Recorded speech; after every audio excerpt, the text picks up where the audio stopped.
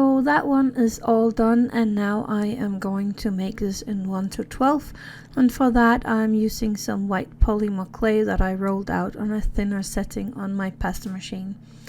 I'm rolling it out and using this ball instead of my marble, because my marble is a bit too big for my liking, so I'm using this one.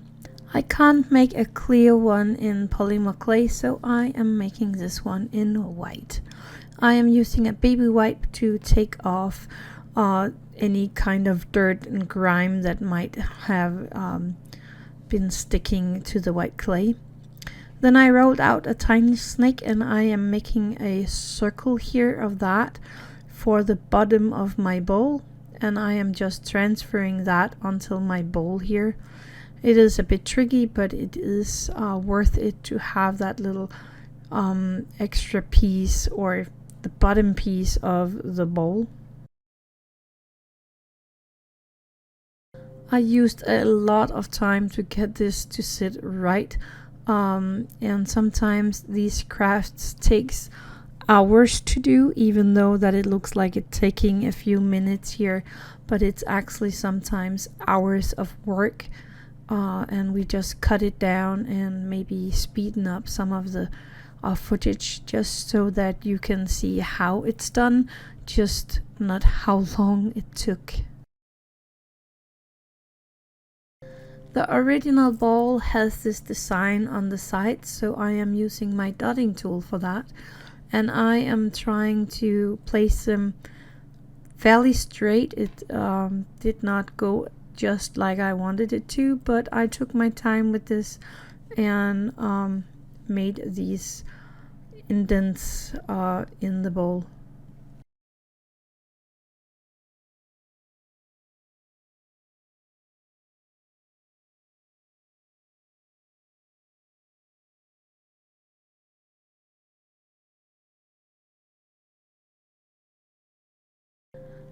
Then we also want the spoon. It is around 2 centimeters tall, so I have this little piece of clay that I rolled out on a middle setting on my pasta machine, and I cut it into the around 2 centimeters tallness. And now I am just cutting the shape of my spoon out of it.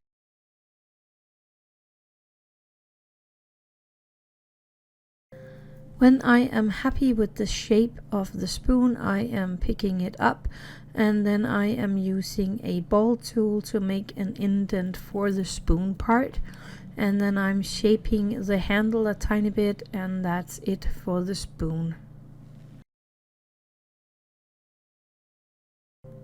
Now it is time for the blueberries. They are quite big here, because they are still in 1 to 6, so I am taking a tiny bit of blue and a very tiny bit of black, and I actually had a bit too much black in here, and I mixed that together. I rolled that out to a snake. Then I'm cutting pieces of that little snake here, and I'm rolling that between my fingers or in the palm of my hand. And then I am using my needle tool to kind of make a little poke into that top of the blueberry, so it looks like it has this little indent. Actually, I'm using my dotting tool for that, not my needle tool, but it's a very fine dot I'm using for it, and I'm just doing that again and again and again to make as many as I want to.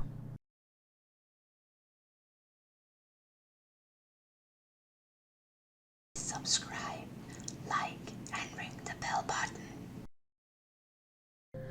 When everything is baked and cooled down, I am using my scissor to kind of shape the spoon side of the spoon, and then I am using a sandpaper with a tiny bit of water on there to sand down the spoon and the bowl. Then I am using a silver paint from Vallejo, the model paint, and I am painting the spoon all silver, and I'm leaving that to dry, taking it out of my tweezers here, and then painting the rest of it. So now I have my bowl, I have my blueberries, then I have these pineapples that I made in another video. I will link for that video in the info box below and in the iCard here. I am cutting one of these slices up in smaller pieces, and one of the slices was more than enough. Then I have a snake that I rolled out of some light brown clay, and I colored it with my soft pastel on the outside with a deeper brown, and I am cutting pieces of this little snake. This has been baked, and I'm cutting pieces of this little snake and cutting them into smaller pieces for the nutty part or whatever that was supposed to be looking like. So now I have all the parts that I need, the spoon, the fruit, and the bowl. And I am going to take my fimo liquid here, and I'm oozing a lot of it out on my glass plate. I know I'm out of frame here, but you can see the fimo liquid coming onto the plate. Then I'm using my soft pastel color, and I am using a darkish reddish pink here and some more red color in there, and I'm going to mix that all together. I had a little too much color in here, so I actually mixed a lot more of my fimo liquid in there later. Then I scooped some of this fimo liquid with the color into my little bowl, and I'm filling it like half full, and when I'm happy with that, I am baking it like this.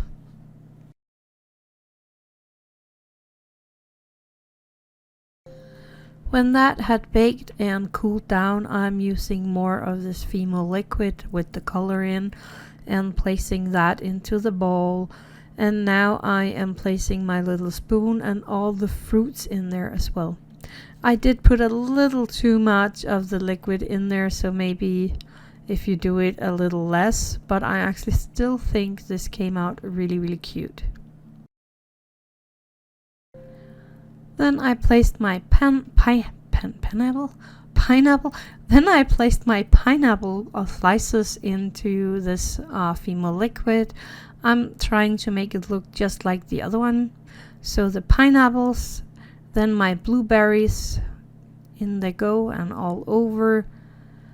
And then last but not least, all these nutty thingy things that I'm not sure what it is, but I think it is nuts. So I'm just placing them as well in there, and then it is time for baking.